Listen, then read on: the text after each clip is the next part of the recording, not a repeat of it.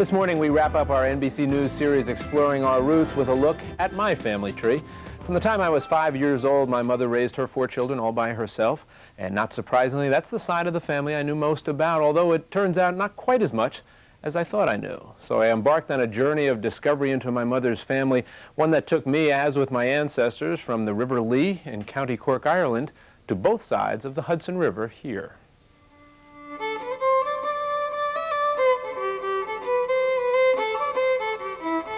It was more than a century ago that my ancestors left their homeland behind and started their journey to the distant and unknown shores of America.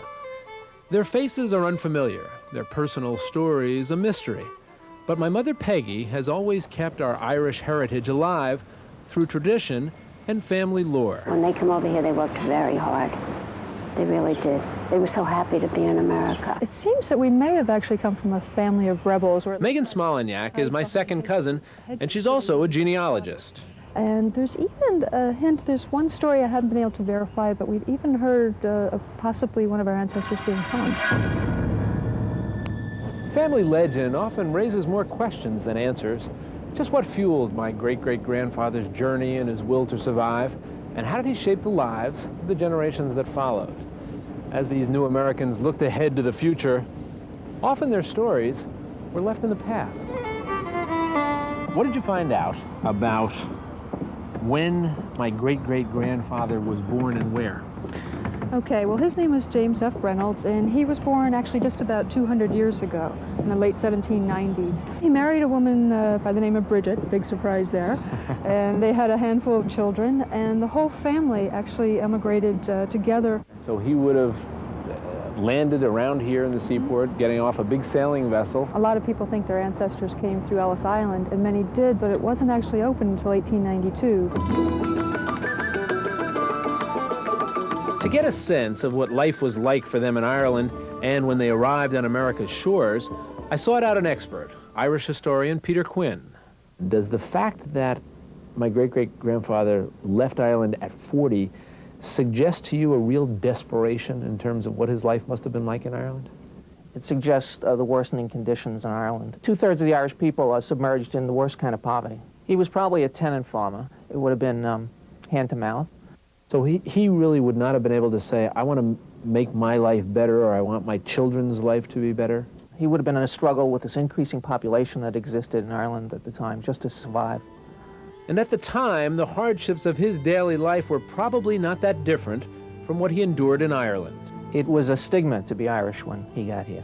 You had the political system against you, you had your religion. Irish signified trouble, violence, crime. They added a whole new element of poverty, of ethnic conflict. In the 1840s, you have the first urban rioting in the United States on a massive scale, which starts with Irish immigration.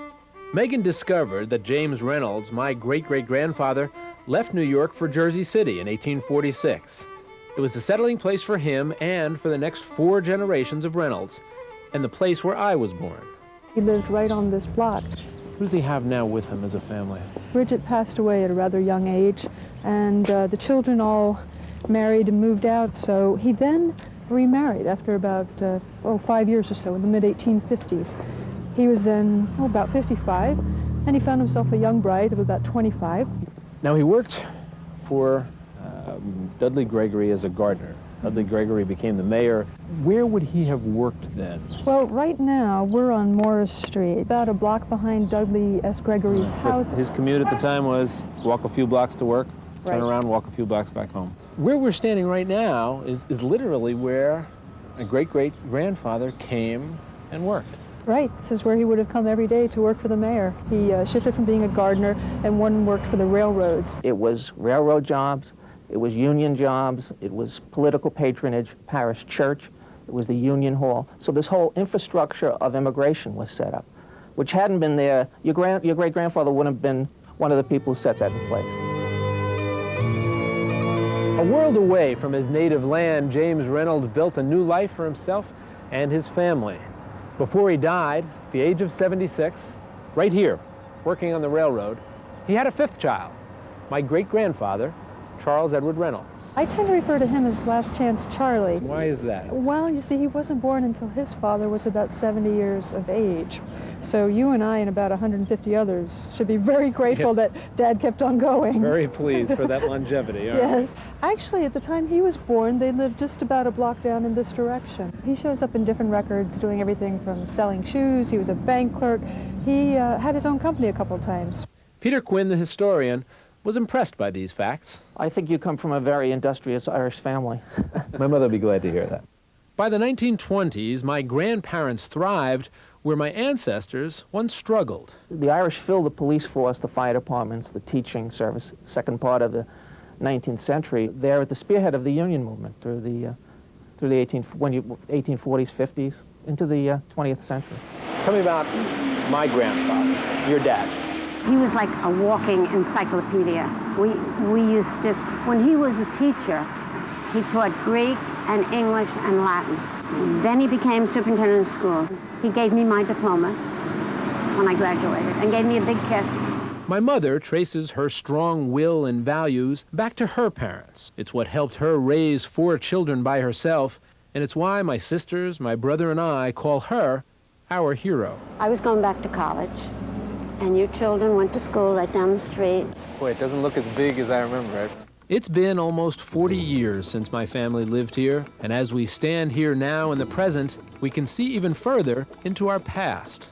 We can see how one man's hope for a better future came to be true for himself and for the generations to follow. Makes me proud of my family. So the Reynolds clan from County Cork moved over to Jersey City. Well, you got a lot to be proud of, and glad that fellow had a baby when he was in his 70s, because you're descended from that. Thanks to all of us. Last effort. Absolutely. In any event, if you'd like to trace your own roots, you can get started by checking out our website at weekendtoday.msnbc.com. And we'll be right back with much more on Today. Stay with us.